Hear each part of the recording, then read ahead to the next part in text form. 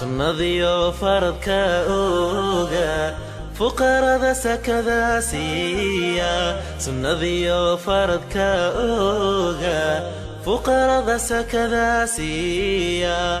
سقط دحل الكتاسة ربي أسجود بريا ربي أسجود ركوعا. بسم الله الرحمن الرحيم. السلام عليكم ورحمة الله وبركاته. سوداء داودي العشر أسبوع قادن إنه قدنا بأمرك لكيتسني حوجه يورقها حميمة إنه كفوك واحدة مرقديسة أسود أدق أو أنا ذاتك الاستعمال كلمة أسود كاسوح وسوق تجريني إن إنت حكتن إسكالح وكلياتها استعماله وأنا أدقتها يدي بأسود كاس أدقي هي إن laga jabsado qofka ama se laga xado ama se laga koobiyeysto hadii uu qofku taxadar badan sameeyo oo aan faylashiisa dayacin. Muuqaalkeena maantuna waxa uu ku saabsan yahay sida password loogu xidho xogahaaga gaar ahaan barnaamijkeena sida khaaska u dhiganayno ee ah Excel. Soo dhawaada muuqaalka.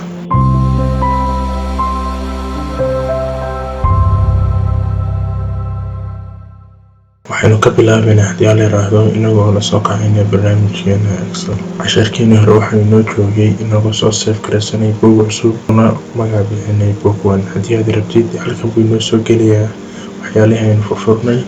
haddii si kale waxaad samayn kartaa automation ku olin ama waqti hore kuugu dambeysay kusoo dhigi maayo halkan.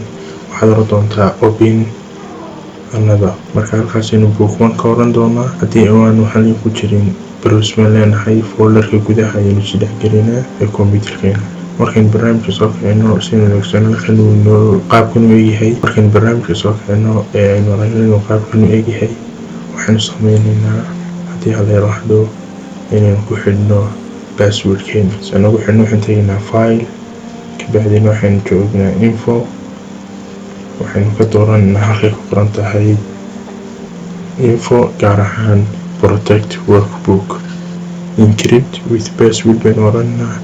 waxaynu gelinaynaa 1 2 3.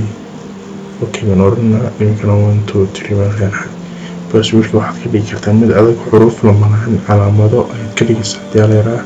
kan waa sample aynu ka dhignay. marka isaga aragtaan waynu soo sheegay inay ku qoran tahay password baa loo baahan yahay. barnaamijkan xidhinaa bacdeen waxaynu dib u soo geli doonaa haddii aan la yiraahdo inaan passwordkeen aynu tijaabino.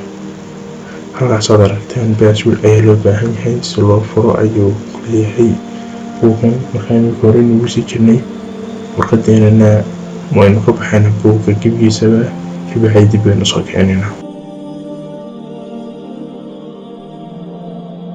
waynu soo kicinay wakaa buugga magaciisii. haddaynu soo galno waxaana weydiinayaa password baynu weydiinaysaa aad aragtaan. haddaynu qaladno passwordka waxaana weydiin oran doonaa passwordkan waa qalad.